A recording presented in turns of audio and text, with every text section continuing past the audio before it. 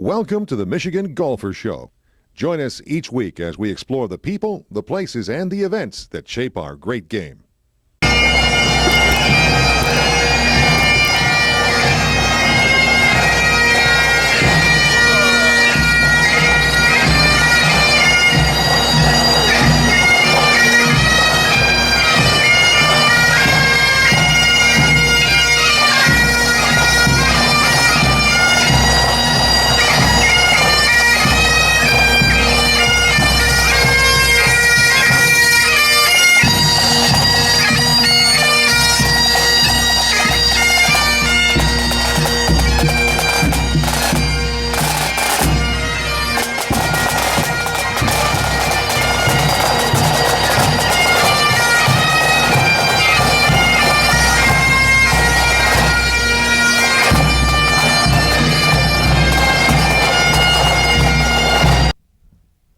This is Steve Forrest with Hills Forrest Smith Golf Course Architects. I'm here at Highland Meadows Golf Club in Sylvania, Ohio with Arthur Hills, Senior Principal of the firm, Sean Smith, also a partner in the firm, and the distinguished Michael Patrick Shields, host of The Big Show out of Lansing, Michigan, 9 to noon weekdays on the great radio stations of Michigan.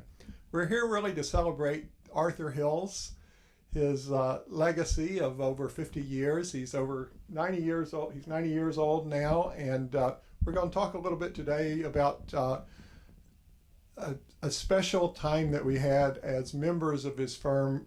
Back in 2004, we took the entire firm over to Scotland to see the great golf courses of Scotland. We had 13, 14 people in the firm at that point. And Michael Patrick Shields was able to join us, and what a great treat that was. Of course, going to Europe, we had to have a golf tournament competition, and we chose a Ryder Cup format. Of course, we had the United States headed up by Arthur Hills, who we compared to Arnold Palmer. And they made me host the European team, or head up the European team. And of course, I was Bernard Longer. Sean, you were Carl Peterson. And I think Michael Patrick Shields was so distinguished that you played as yourself. Actually, you were our journalist reporter along the way, as I recall. So. Yeah, I think it was like when you choose teams and there's one kid left and neither team wants him. So I was the embedded journalist. I covered it. But we toured 10 golf courses in Scotland, including, I think we started at Prestwick and hit Turnberry and then went across the country to St. Andrews, Carnoustie, worked our way north to Cruden Bay, and then finished up at Dornoch, home of Donald Ross.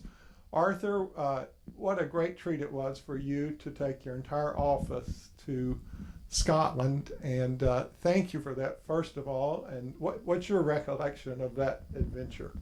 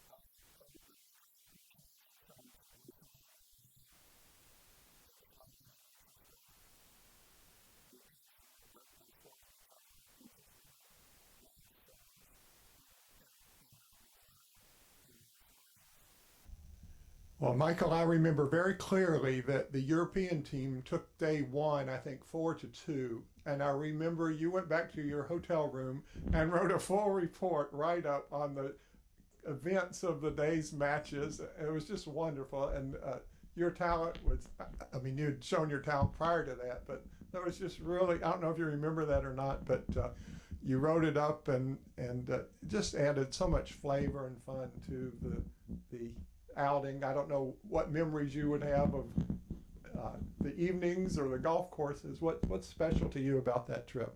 It was beautiful to see the enthusiasm of the entire team and the young people who maybe some of them had never been out of the country. And to be able to go to, you didn't miss a thing. I think you're right. It was 13 or 14 courses in 8 days, something like that. And they were the ones that you would want to go to. And you'd come off a golf course that was windswept and maybe a little rainy. And you guys would gather in usually a restaurant or a pub setting. And then to sit back and listen to all of these varied opinions about what they saw and questions that came for you and Arthur. It was you could have made that a graduate level design course at a university those 8 days, and it was for me for sure. I remember we landed at Glasgow airport and drove maybe a half hour to Prestwick, and for some reason we were able to just go out and walk the golf course. We didn't play it that day, but as you mentioned earlier, it was really like just a walking laboratory as we followed Art around and he talked about strategy. And Prestwick, of course, is a really unusual golf course with some quirky holes. Sean, what's some of your memories of Prestwick and perhaps some of the other courses?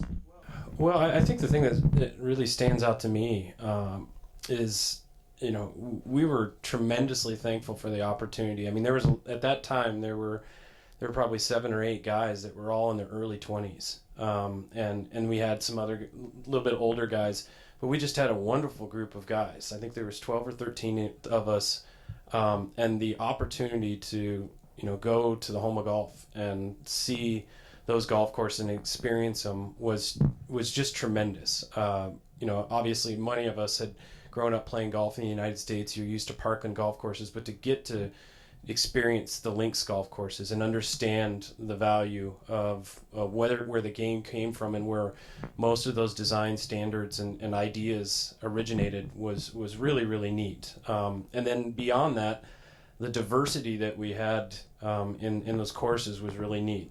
As Arthur alluded to, the old course is one that is kind of like the pantheon of all the golf courses over, but there were so many other ones that we were able to experience there were just tremendous.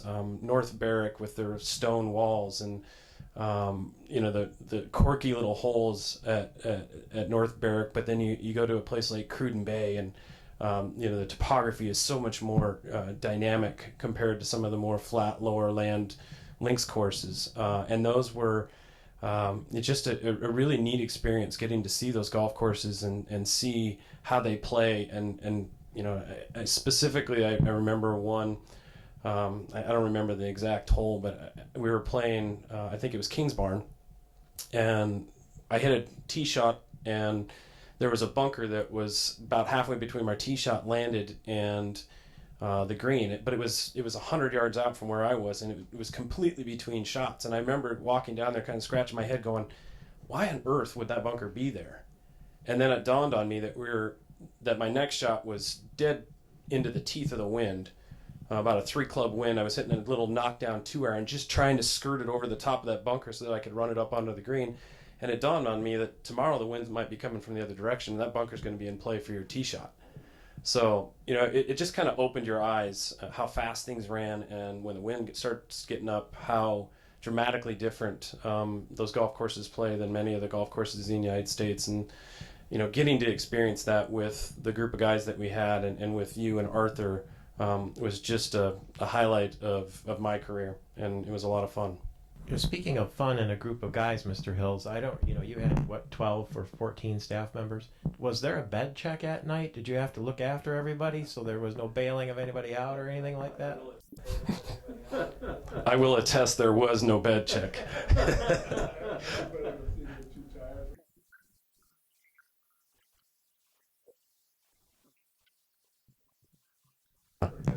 I remember a few early morning tee times having a couple cobwebs, so